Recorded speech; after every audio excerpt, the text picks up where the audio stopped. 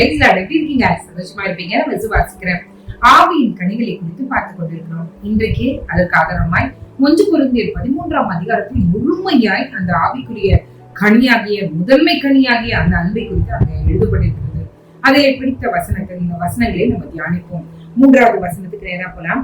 எனக்கு உண்டான யாவற்றையும் நான் அன்னதானம் பண்ணினாலும், என் சரீரத்தை சுட்டரிக்கப்படுவதற்கு கொடுத்தாலும், அன்பு எனக்கு இராவிட்டால் எனக்கு பிரயோஜனம் ஒன்றும் இல்லை. ஆண்டவர் என்ன சொல்றாரு? 2 எக்ஸ்ட்ரீமா சொல்றாரு. நீ அன்னதானம் பண்ற, உன்கிட்ட இருக்கிறது எல்லாத்தையும் வாரி கொடுத்தாலும் உனக்குள்ள அன்பு இல்லைன்னா யூ ஆர் நாட் செலக்டட். 2வது என்ன சொல்றாரு? என் சரீரத்தை சுட்டரிக்கப்படுவதற்கு கொடுத்தாலும், ஆண்டவருக்காய் சுட்டரிக்கப்படுவதற்கு நீங்க கொடுத்தாலும் அன்பு இல்லைன்னா யூ ஆர் நாட் செலக்டட். அப்போ பரலோக ராஜ்யத்துல நம்ம செலக்ட் ஆகுற ஒரு ஆத்மாவா இருக்கணும்னா அன்பு நமக்குள்ள இருக்கணும். புரியுதுங்களா? இந்த வசனம் அதுதான் சொல்லிக்கிறது. எனக்கு கடவுள் கொடுத்திருந்த ஒரு குட்டி அறிவுல எனக்கு புரிந்ததை உங்க இடத்துல சொல்லிக்கிறேன். அப்போ இன்னைக்கு ஆண்டவர் சொல்றாரு, அன்னதானம் பண்ணா நம்ம பாவம் எல்லாம் பரிகாரம் ஆயிடும், எல்லாம் சரியாயிடும் நீங்க நினைக்கிறீங்களா? அன்பு இல்லைன்னா நீங்க என்ன அன்னதானம் பண்ணாலும் அது வேஸ்ட். நான் ஆண்டவருக்காக என் தலையே கொடுப்பேன் அப்படி சொல்லிட்டு இருக்கீங்களா? மாத்திட்டு இருக்கீங்களா? வைராக்கியமா இருக்கீங்களா? ஆனா அன்பு உங்க உள்ளத்துல இல்லைன்னா அந்த ஊழியம் வேஸ்ட். இன்னைக்கு ஆண்டவர் சொல்றாரு, உண்மையான அன்பு நமக்குள்ளே இருக்கும்போது நிச்சயமாகவே அவர் விரும்புகிற காரியங்கள் நம்மளுடைய வாழ்க்கையில நடக்கும்.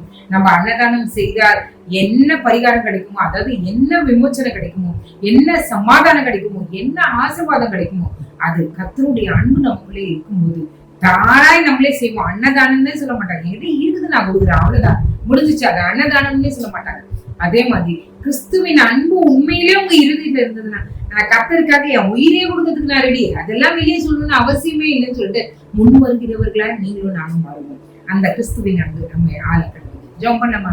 எங்களை நேசிக்கிற நல்ல பரமபிதாவே, இதுவரைக்கும் நாங்க நிறைய ஷார்ட்கட் நாங்க யூஸ் பண்ணிருக்கோம்ப்பா. உங்களுக்கு முன்பாக ஒரு ப்ளீசிங் பர்சனா நாங்க இருக்கணும்னு அன்றே இன்றைக்கு நாங்க அறிந்து கொண்டோம். உங்களுடைய அன்பு எங்களுக்குள்ள இருந்தா நிச்சயமாகவே நீரை எங்களை கண்ணோக்கி பார்த்து என்பதில் எந்த வித ஐயமும் இல்லை. ஆண்டு உண்மை உண்மையா நாங்கள் நேசிக்க ஒரு விஷயங்க.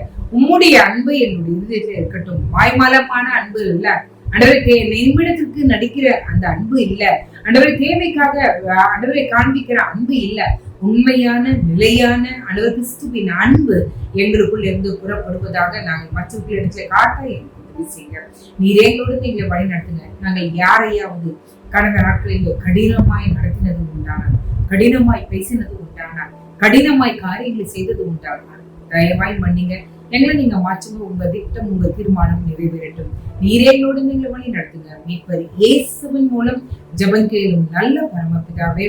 ஆமென், ஆமென், ஆமென். God bless you.